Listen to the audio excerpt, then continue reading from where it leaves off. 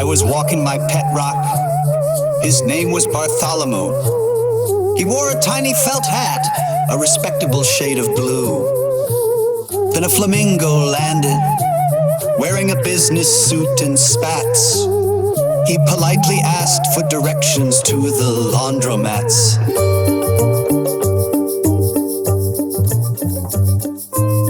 He said, "My good sir, forgive my interjection, but your sock has achieved a state of quantum perfection. I must acquire it for my intergalactic collection." Academia, that gilded fortress of intellect, a supposed sanctuary for the fearless interrogation of knowledge, where reason reigns supreme and critical thinking is the currency of social status. How quaint. But within those hallowed halls lurks a subtler, more insidious form of containment than the iron bars of an 18th century madhouse, the straitjacket of normalcy. One might assume that in a space dedicated to questioning authority, investigating the unknown, and producing the next generation of brilliant minds, cognitive and bodily diversity would be celebrated. Alas, no.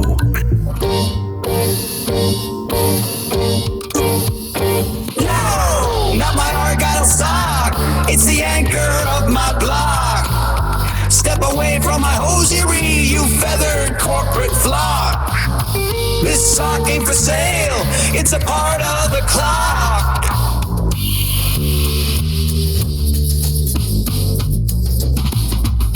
Here, unspoken axioms, epistemic privileges, and structural exclusions collaborate to render the sane voice the default, while the mad, those navigating mental health treatment or otherwise pathologized perspectives, remain relegated to the shadows. It's an exquisite paradox. The institution devoted to espousing maxims of reason meticulously polices reason itself, securing its authority through the erasure of deviation.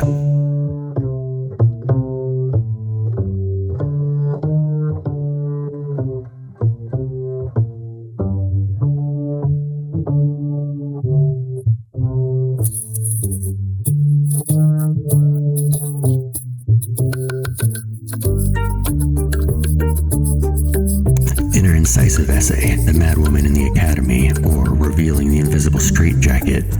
PhebeAnn Wolframe diagnoses this phenomenon as saneism or mentalism, though the latter conjures images of Chris Angel and his smoke and mirrors act, and insists that sane privilege deserves the same analytical rigor afforded to race, gender, or disability. Foucault, in Madness and Civilization, provides a genealogy of madness detailing how social and institutional practices constructed, disciplined, and silenced the insane. The marriage of Wolframe's pedagogical insight and Foucault's historical analysis illuminates the disquieting truth that the privileges of normative cognition are neither natural nor incidental. They are the product of centuries of structural orchestration. The flamingo sighed, adjusting his tie. He pulled out a briefcase that reached to the sky.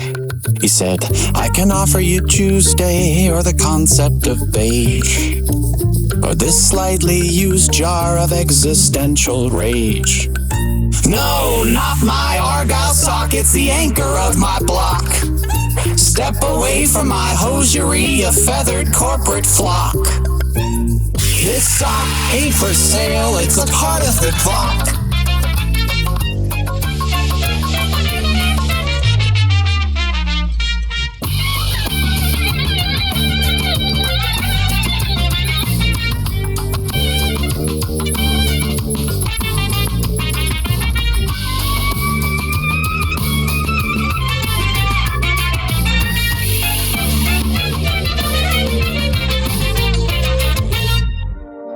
Juxtaposing Wolframe's contemporary classroom critique with Foucault's classical excavation, we appreciate both the micropolitics of cognitive engineering and the macro-architecture of exclusion.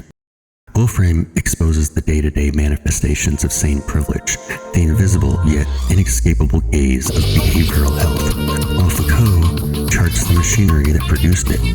Together, they compel us to ask, how do institutions of higher learning mirror the asylums of yore, sustaining norms of reason with all the subtlety of a napalm enema? The answer, vexingly, is that higher education itself has become the instrument of exclusion. Lectures, rubrics, discussions, and deadlines function less as tools for enlightenment and more as mechanisms for the policing of cognition. Wolframe's diagnosis resonates as a modern reverberation of Foucault's observations. What is reproduced is not simply interpersonal bias, but a rigorously constructed regime of exclusion emerging from the Great Confinement, the institutionalization of madness, and the medicalization of unreason. Foucault traces the closure of the leprosaria, which opened a wasteland of social exclusion subsequently occupied by the mad, or lazy. Writing, "It's common knowledge the 17th century created enormous houses of confinement.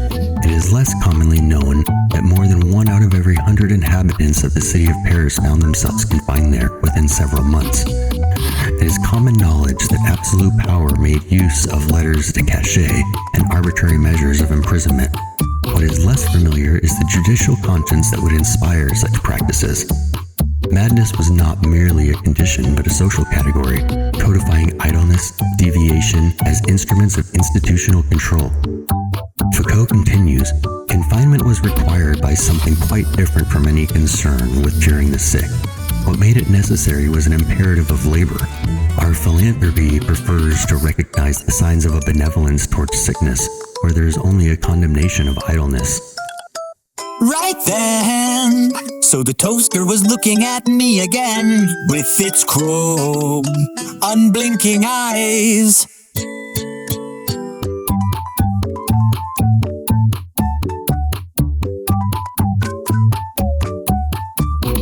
My rubber duck is a government spy. He winks at me when I walk by. My socks have formed a union. They demand more pay. They're marching in the drawer at the break of day.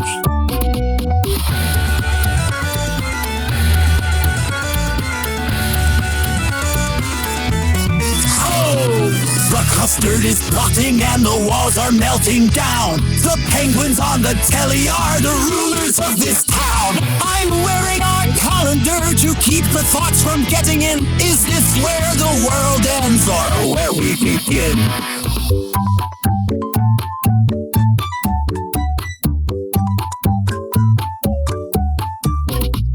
The specious care of society masks the coercive machinery of labor, morality, and normative order. History changes its dance, but the choreography of exclusion endures. One might almost admire the ingenuity of centuries-old logic, being repurposed as syllabi and deadlines. Invisible, yet impeccably efficient, one could almost compare it to repurposing centuries-old religions as political hierarchy. The medical model of madness, the asylum, psychiatry, the clinical gaze, exemplifies the long-established deployment of gnosiological oppression through a network by which normalcy is defined and deviation is disciplined. Foucault addresses the social exclusion experienced by the mad, driven by an intemperate perception of insanity by society. What the classical period had confined was not only an abstract unreason which mingled madmen and libertines, invalids, and criminals, but also an enormous reservoir of the fantastic, a dormant world of monsters supposedly engulfed in the darkness of Hieronymus Bosch, which had once spewed them forth. One might say that the fortress of confinement added to their social role of segregation and purification in a quite opposite cultural function. Even as they separated reason from unreason on society's surface, they preserved in depth the images where they mingled and exchanged properties. Madness is thus both the constitutive other of reason and a repository of the fantastic, preserved even as society attempts to obliterate it. One cannot help but imagine Bosch's grotesqueries lurking in the comment section of academic essays, camouflaged as students who cannot meet deadlines or fail to comply with the rubric. Foucault further elucidates the relentless judgment imposed on the mad, resulting in not only community offenses, but legal consequences.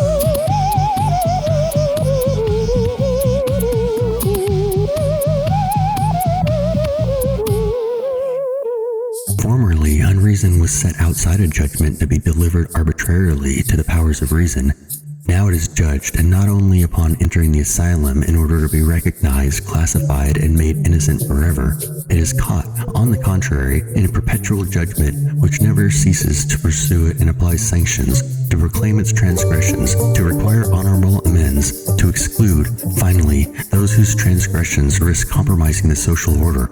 Madness escaped from the arbitrary only in order to enter a kind of endless trial for which the asylum furnished simultaneously police, magistrates, and torturers, a trial whereby any transgression in life, by a virtue proper to life in the asylum, becomes a social crime, observed, condemned, and punished. Sanity, once simply the absence of deviance, is now a metric enforced through a panoply of bureaucratic, medical, and academic dramaturgy.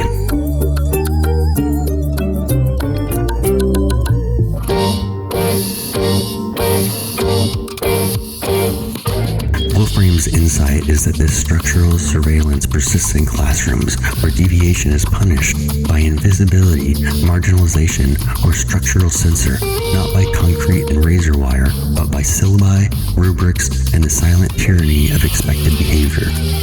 Wolframe translates these structural insights into the disciplinary regime of education, coining saneism to expose the invisible straitjacket of heterodoxic mental health. Sane privilege is unearned, largely imperceptible to its holders, and predicated on the exclusion of the mad. There may be more resistance to the idea of sane privilege, either from a non-psychiatrized people who are uncomfortable with the idea of their own privilege, or from a psychiatrized people who accept themselves as mentally ill, but do not see themselves as disadvantaged, or even because of it. Many students also see madness as something private, not to be out about or proud of. Her classroom interventions, including exercises in recognizing acknowledged privileges, expose both the defensive resistance of the normal and the internalized complicity of abnormal students who perceive their own marginalization as natural. This is not mere intellectual exercise, it's an excavation of power's invisible scaffolding. In the halls of higher learning, reason manifests as intellectual despotism, clarity of expression, adherence to deadlines, linear argumentation, and participation are no longer conventions, but instruments of surveillance. Students who diverge from these norms are rendered marginal. Their work is devalued, not for lack of academic merit, but because their cognition fails to conform to institutional expectations. Wolframe's Madwoman functions as a metaphor for structural absence, a silent witness to the Academy's meticulous erasure of epistemic diversity. One might point out that the invisible Madwoman sits at the back of every classroom, taking notes on the absurdity of rationality policing itself. Bartholomew the rock began to glow, and in a voice of gravel he whispered low, "The sock is a key, a portal you see, to a dimension made entirely of lukewarm tea."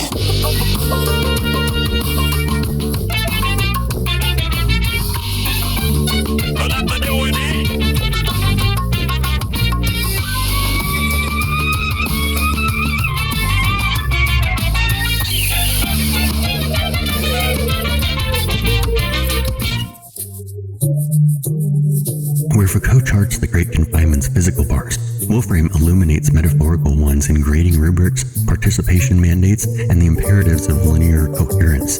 Confinement persists, now cloaked in civility.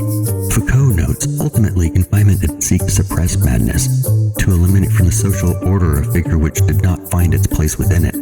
Wolframe echoes, mad people can be subject to both police and psychiatric detainment without committing a specific offense, and without being given a chance to defend themselves or to be defended by another person. The mechanisms have changed, but the architecture endures.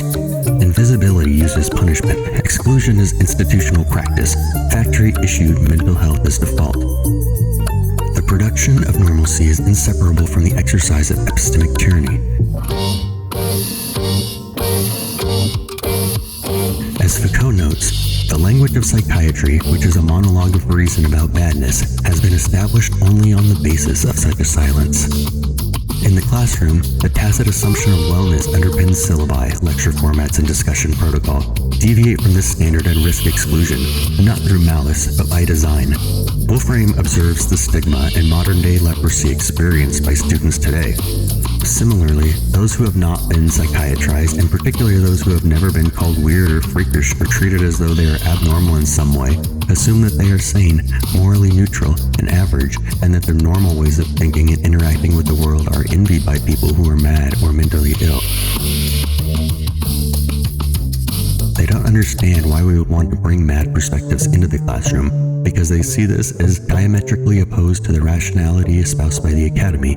This discourse of academic rationality and neutrality, I might note, is still heavily dependent on patriarchal and colonialist discourses of both gender and racial otherness. In these discourses, women and people of color, in addition to people considered to be disabled or mad, are not, as a rule, considered rational and are thus not worthy of being included in intellectual discussions. The modern university, in its measured civility, redraws a centuries-old blueprint of social and intellectual marginalization. Foucault further explores the idea of the social stigma and how it relates to artists. The frequency in the modern world of works of art that explode out of madness no doubt proves nothing about the reason of that world, about the meaning of such works, or even about the relations formed and broken between the real world and the artists who produce such works. And yet this frequency must be taken seriously, as if it were the insistence of a question. From the time of Holderlin and Nerval, the number of writers, painters, and musicians who have succumbed to madness has increased. But let's make no mistake here, between madness and the work of art, there has been no accommodation, no more constant exchange, no communication of languages. Their oppression is much more dangerous than formerly, and their competition now allows no quarter. Theirs is a game of life and death. This does not mean that madness is the only language common to the work of art in the modern world. Dangers of the pathos, of malediction, inverse and symmetrical danger of psychoanalyses. But it means that through madness, a work that seems to drown in the world, to reveal there its nonsense and transfigure itself within the features of pathology alone, actually engages within itself the world's time, masters it, and leads it by the madness which interrupts it. A work of art opens a void, a moment of silence, a question without answer, provokes a breach without reconciliation where the world is forced to question itself. What is necessarily a profanation of the work of art turns to that point, and, in the time of that work swamped in madness, the world is made aware of its guilt. Henceforth, and through the mediation of madness, it is the world that becomes culpable for the first time in the Western world.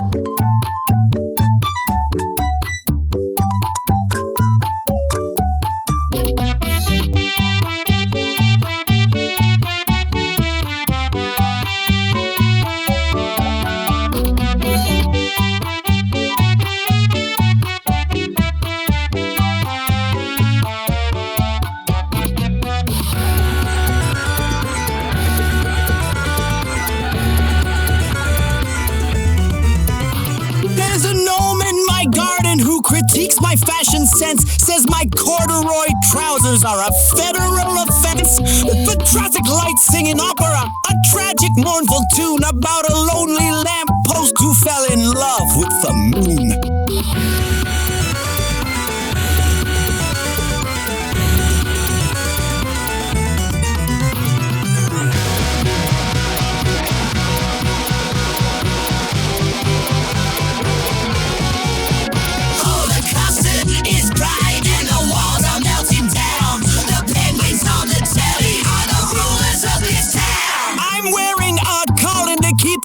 From getting in, is this where the world ends or where we begin?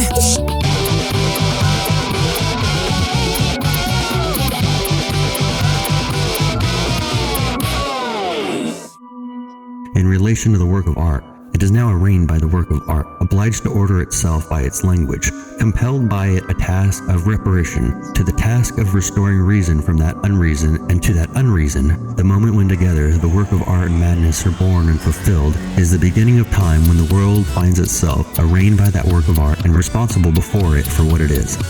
While his explanation is extensive, this excerpt highlights the key points while retaining the essence of his argument. Madness, he suggests, is not merely deviation, but a force that interrogates normative structures. Wolframe extends this insight by pointing out that privileging mental wellness systematically silences epistemic disruption, reproducing hierarchies under the guise of sagacity. In literature, Wolframe employs the yellow wallpaper to demonstrate how madwomen are consistently read as metaphor. Although some students quickly dismiss the narrator as a psychotic person for hallucinating people living in her wallpaper, others sympathize with the woman, identifying the way in which the restrictions placed upon her by her husband and by society might account for her seeming insanity. With a minimum of prompting, the students were able to extend this critique of the woman's hysteria to ideas about mental illness today, which, as they identified, play out all around them in everything from news to popular culture. Classrooms devoid of physical restraints impose collegial isolation, marginalization through canonical expectation, and invisibility via structural design. Foucault remarks, "In the serene world of mental illness, modern man no longer communicates with the madman. On one hand, the man of reason delegates the physician to madness, thereby authorizing a relation only through the abstract universality of disease. On the other, the man of madness communicates with society only by the intermediary of an equally abstract reason, which is order, physical and moral constraint, the anonymous pressure of the group, the requirements of conformity."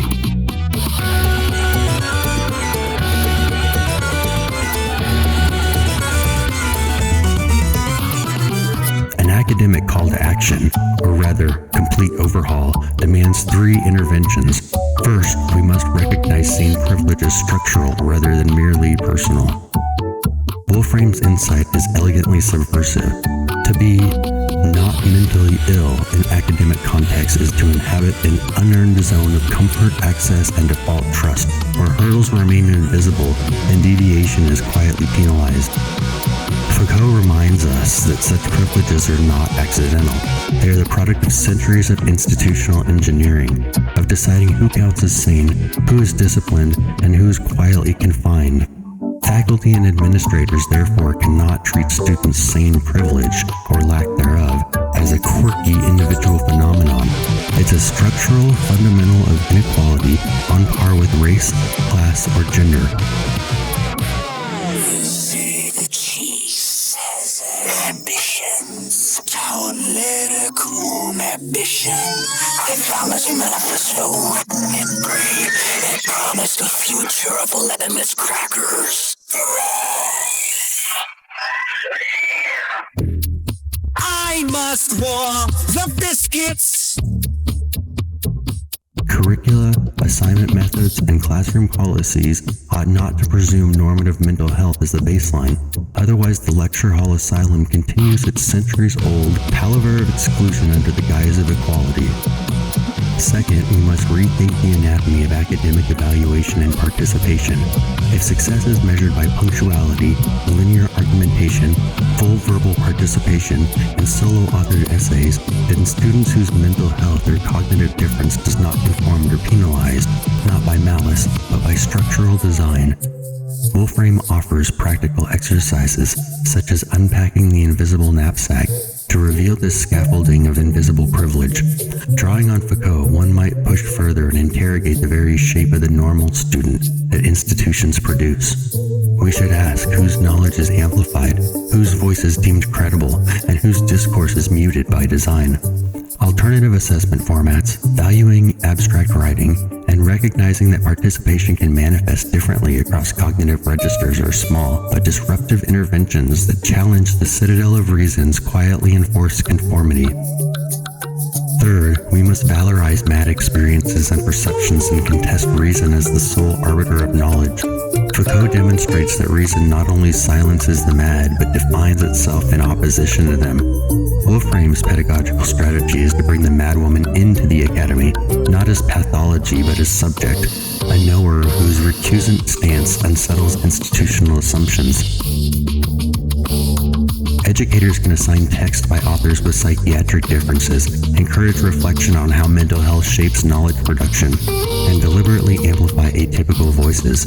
In doing so, the invisible straitjacket sustaining the illusion of neutral, universal reason is made visible, and the Academy is forced to confront its own meticulously cultivated exclusions. A skeptic might enjoy pointing out that Foucault wrote about 18th and 19th century Europe, madhouse asylums, and state control. How can this possibly resonate with 21st century classrooms without devolving into melodramatic Second Amendment hyperbole? Psychiatry still wields letters de cachet in the form of involuntary holds, while disability services proclaim inclusion and the banners of equity flutter above institutional facades. The flamingo sighed, adjusting his tie. He pulled out a briefcase that reached to the sky. He said, I can offer you Tuesday, or the concept of beige, or this slightly used jar of existential rage. No, not my Argyle sock, it's the anchor of my block. Step away from my hosiery, a feathered corporate flock. This sock ain't for sale, it's a part of the clock. Yet these polite veneers hide the meeting rooms and administrative offices where dialectic deceptions endure. Norms of mental health continue to operate as invisible benchmarks. Institutions continue to dictate who counts as a credible voice. The superstructure quietly privileges normalcy. Foucault's conceptual archaeology reveals these anthropological bones. Wolframe wields the trowel in contemporary classrooms. Bartholomew, the rock began to glow. And in a voice of gravel, you whispered low, the sock is a key, a portal you see, to a dimension made entirely of lukewarm tea.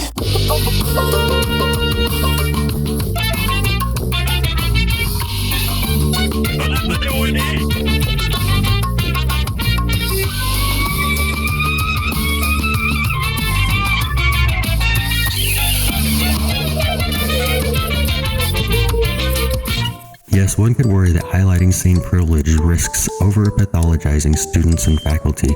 That discourse might tip into deterministic victimhood, perhaps, but awareness is the point. If the straitjacket is invisible, no one can hope to remove it. The goal is not to paralyze institutions with guilt or creative performance classrooms of contrition. It is to cultivate structural reflexivity.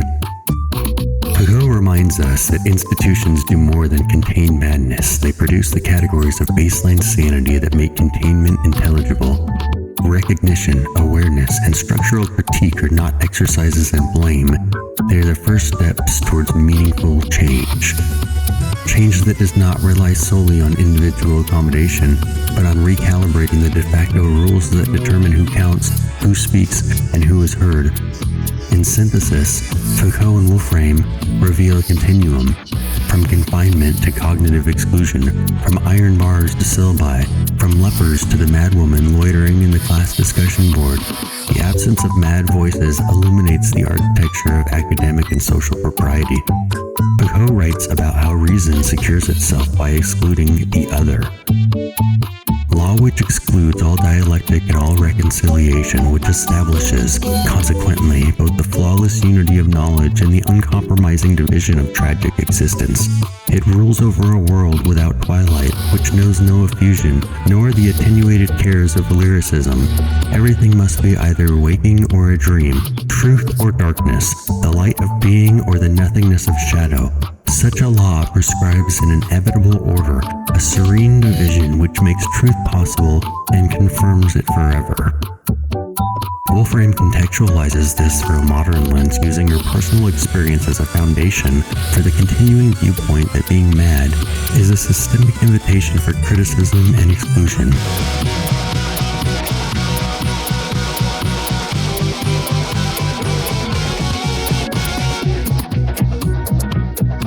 I have found that many sane people, when addressed with the idea of mad scholarship, fall back on the medical model, justifying exclusion of particular materials or approaches by saying that those who suffer from mental illness are just not amenable to inclusion in the same way. The plight of the mentally ill is to be pitied, but it is a biological problem that we should leave to doctors and scientists. Alternately, I have been told that MAD issues are already being addressed under the rubric of disability awareness, a claim that not only overlooks the specificity of MAD culture, identities, and experiences, but also disabled people who do not subscribe to a medical model of disability and who, in any case, are still largely ignored in the context of higher education.